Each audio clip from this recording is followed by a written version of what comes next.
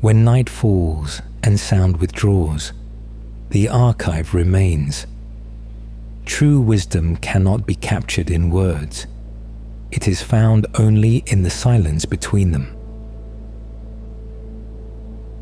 Late light does not move across the ground as a body would. What changes is incidence, the angle at which illumination meets plane. A source far beyond the scene descends gradually, and the descent alters distribution before it alters outline. A wall that earlier received brightness as an even field now carries a gradient. Upper regions dim first, not because the wall withdraws, but because the direction of arrival shifts. Lower regions retain illumination a little longer, and the boundary between these regions is not a line, but a slow change in density. A vertical object stands. Its height is constant. Its mass remains where gravity keeps it. The object does not lean, yet beside it a darker region appears, and the region lengthens as the source lowers. Nothing tangible travels across surface. No contact occurs. The change is a remapping. Obstruction translated onto plane. Light advances in straight paths. An object interrupts those paths. The absence left behind takes the shape of that interruption. Projection increases as angle decreases. The ground does not resist this increase. There is no friction because nothing rubs. There is no sound because no surface is displaced. A shadow is not an entity that pushes its way forward. It is a changing arrangement of lit and unlit regions, recalculated continuously as geometry rotates. Texture modifies legibility. On rough stone, micro elevations and pits break the boundary into small irregularities, a tremor at the edge where illumination is already thin and easily scattered. On smoother concrete, the boundary sharpens because the plane offers fewer micro variations to disperse light. The difference belongs to the surface, not to the darkness. Darkness remains the same subtraction. The plane determines how that subtraction is drawn. A slight shift in terrain changes reach. Where the ground slopes downward away from the source, extension accelerates.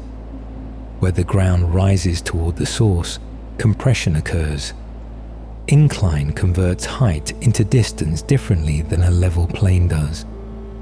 A small object placed on higher ground can cast farther than a taller object set below, because plane completes the relation. Height alone does not determine length. Height and angle negotiate through the plane that receives them. Two objects of identical height stand at different distances from the source. The nearer one casts a shorter projection. The farther one casts longer. Distance from source alters angle of incidence even when height remains constant. The same object moved across the plane would cast a different length at each position, not because the object changed, but because angle is a relation between source, object, and plane, not a property that any one of them carries alone. Breath enters, breath leaves. Between the two, nothing needs to be grasped. Angle continues to lower. A corner is reached. The projected boundary bends without crease. It conforms instantly to the new direction of surface. The bend is not effort, it is alignment. When a step interrupts the plane, the projection divides. Part remains on the upper surface. Part appears on the vertical face. The shadow does not fall as an object would. It simply occupies whichever surfaces lie in the region deprived of direct illumination. A door frame divides it. Gravel fractures it into fragments. Each fragment is not a broken piece, but a local solution to the same geometry applied to a different microplane. Where gravel fractures the projection, Each stone receives its own small solution. The top face of a raised pebble is lit. Its far side is not. A tiny dark region forms behind it, too small to read as shadow from any distance, but present as the same phenomenon at a smaller scale. The projection across the gravel is therefore not one shadow but many, all governed by the same source, all obeying the same geometry, each resolved by its own local surface.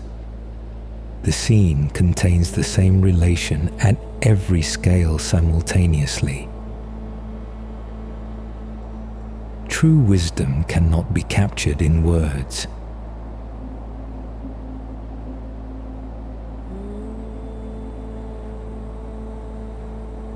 It is found only in the silence between them. The scene does not announce that it is changing.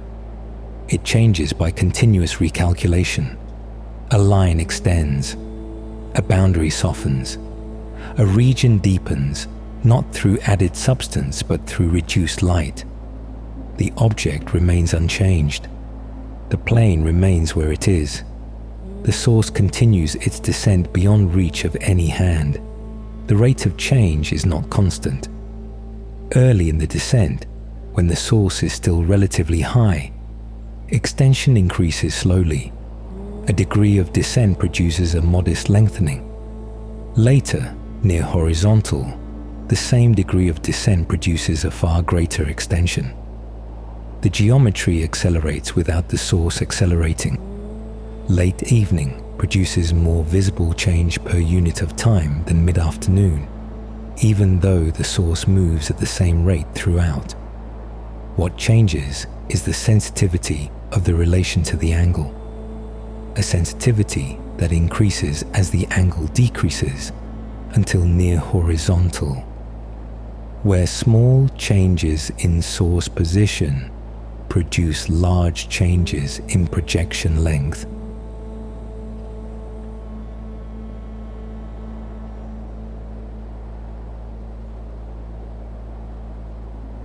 A narrow post produces a slender projection, like a blade laid flat upon the ground.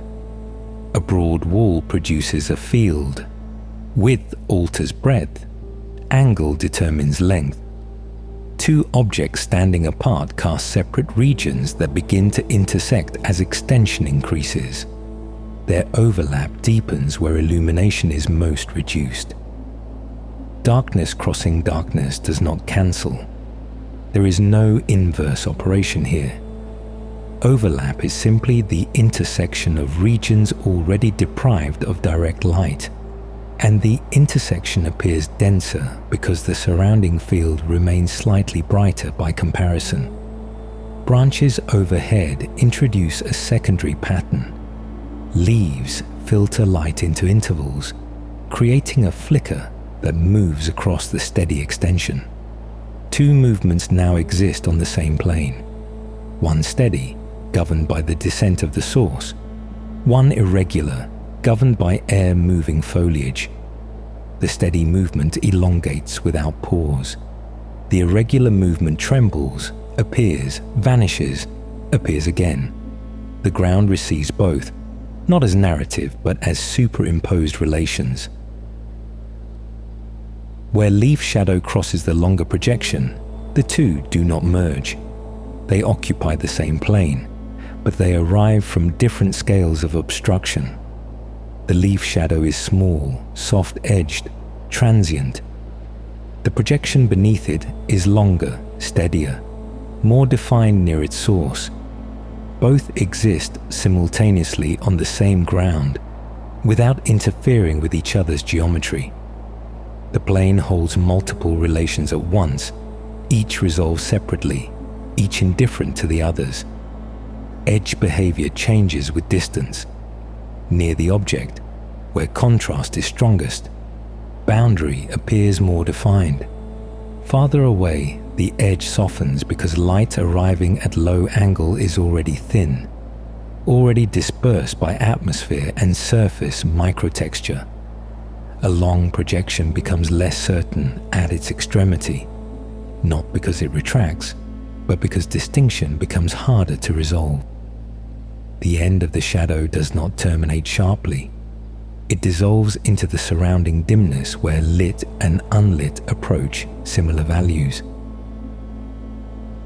The plane participates. Rough gravel interrupts continuity by offering many small angles, each scattering light differently. A shadow across gravel becomes a collection of micro-shadows and micro-reflections. On a smoother slab, continuity returns, and the projection reads as a more unified region. The phenomenon remains the same subtraction. The plane's microgeometry alters how subtraction is registered. Multiple sources introduce duplication. A faint secondary edge appears offset from the primary boundary. Two outlines travel together, separated by small angular difference between sources. The secondary outline is weaker, less stable. As one source fades, cloud, a lamp behind a window, a reflection from glass, the duplication diminishes. The primary edge remains as long as the dominant source remains. Dependence becomes visible without explanation. Projection is not inherent, not owned by the object, not stored in the plane. It exists only in the relation among source, obstruction, and receiving surface.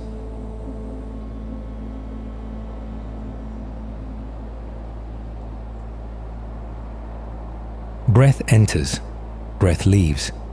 Between breaths, the scene continues its quiet arithmetic. As evening progresses, air cools. Surfaces release stored warmth. Cooling changes reflectivity subtly, not by intention but by physics. Moisture may begin to condense invisibly. Roughness may hold thin films that scatter light differently. The plane becomes less reflective. The difference between illuminated and unilluminated regions decreases, and the projection's boundary softens accordingly. The shadow has not changed its nature. The medium has changed the visibility of the relation. True wisdom cannot be captured in words. It is found only in the silence between them. A shadow does not claim territory. It occupies area that illumination cannot reach directly. The occupation is temporary, contingent, and silent. Remove the object, and the area becomes lit. Remove the source, and the distinction disappears. Remove the receiving surface, and there is nowhere for projection to be mapped. The archive, if it keeps anything here, keeps the dependency rather than the object. A wall, some distance behind the primary object, receives the projection's terminus, or would, if the wall were close enough. Without a wall, the projection continues across ground until contrast fails.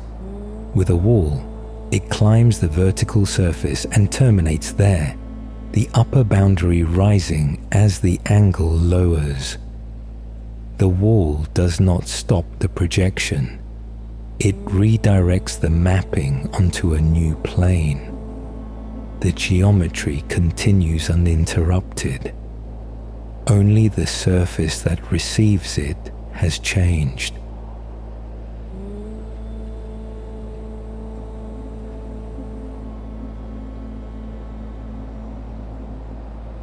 The angle approaches near horizontal.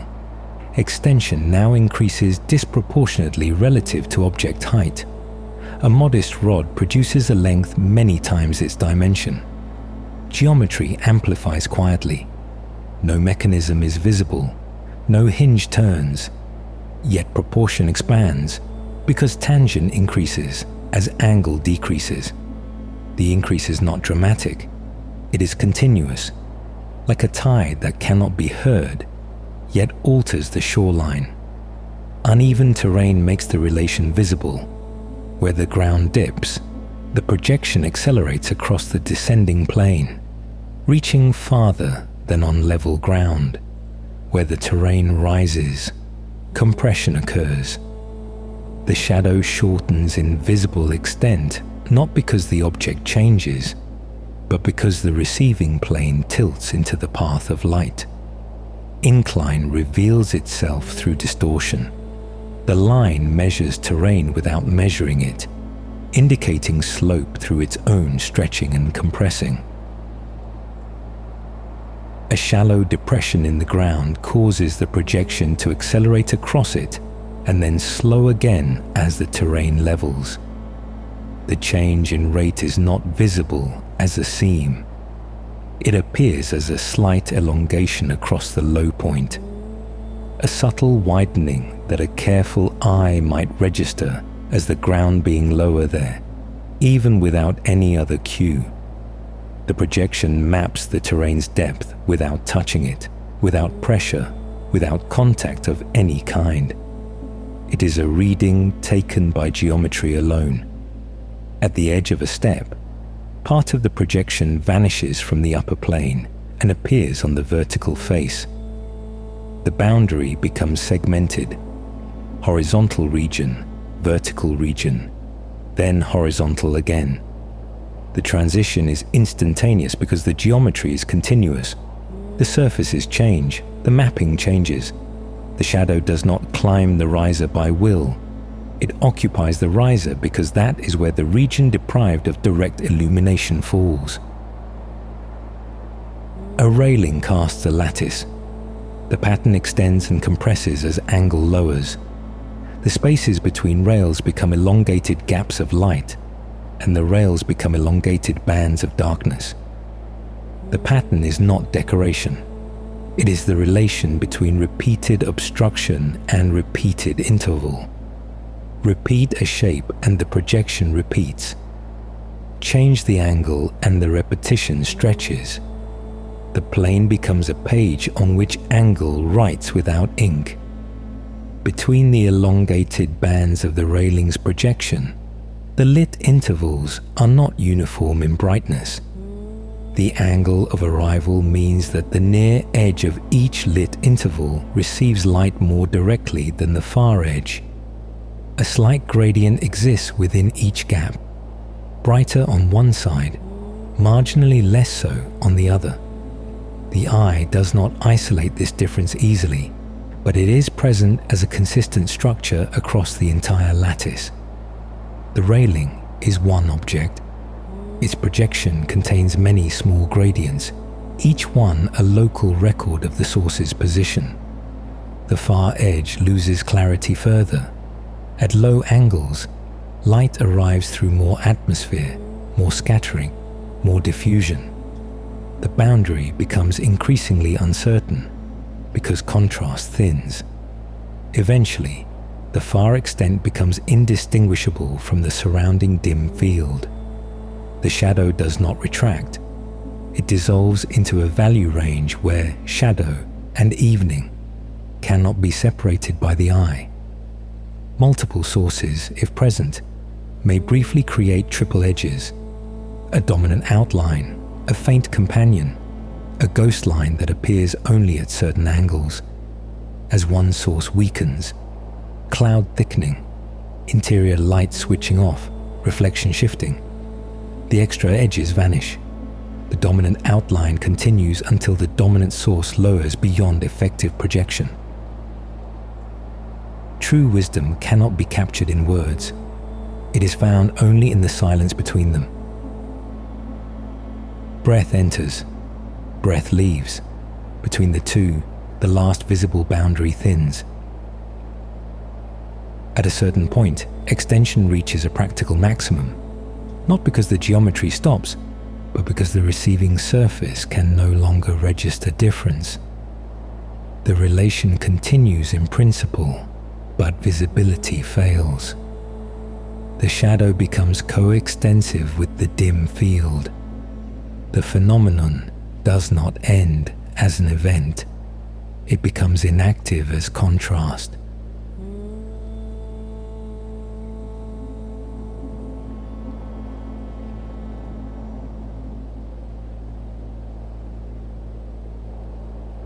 Night stabilizes the surfaces. Without sufficient contrast, projection ceases to be readable.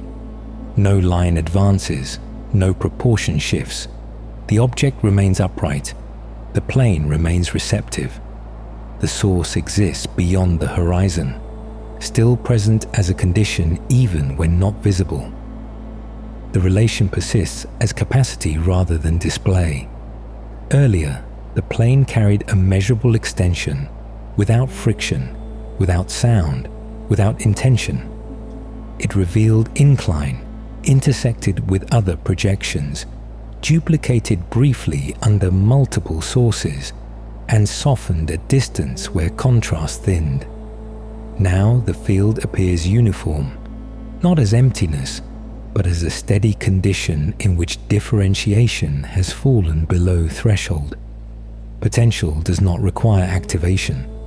It sits in the structure of the scene, a surface capable of receiving, a source capable of emitting, an obstruction capable of interrupting, and an angle capable of changing. Remove any one element and projection cannot occur. Keep them all, and projection can return without being stored anywhere. Nothing needs to be preserved as object. The relation reforms when conditions realign. Dawn will restore the relation, not by returning the shadow that was present at this hour yesterday. That exact configuration existed only once, at that angle, with that moisture on the surface, with those leaves in that arrangement overhead. Tomorrow's dawn will produce a different configuration, equally contingent, equally temporary. The relation does not repeat, it reforms. Each instance is the first and only instance of those exact conditions meeting on that plane. The object that casts the projection stands in the same position it held at noon. Nothing about it has changed. Its height is the same. Its mass is the same. Its surface holds whatever texture it held in morning light. The only difference between the object at noon and the object now is the condition surrounding it. The object did not participate in the change. The change occurred around it, through the slow rotation of relations, source, angle, plane, that it could not influence and did not need to. Breath enters, breath leaves. Between breaths, the same suspension holds, readiness without demand. The object's reach is now zero, not because it has shrunk, but because illumination is absent.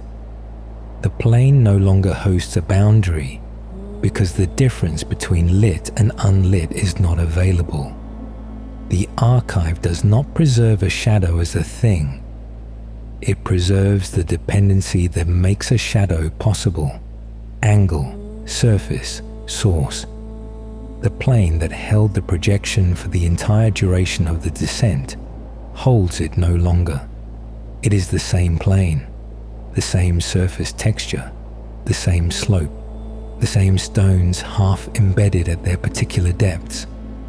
Nothing about the plane has changed that would prevent the projection from returning. The plane is as ready now as it was at noon. It holds that readiness in complete stillness, without effort, without anticipation. Readiness that requires no maintenance is not a condition the plane achieves. It is a condition the plane simply has, by being what it is, in a scene where the other elements of the relation exist and may return.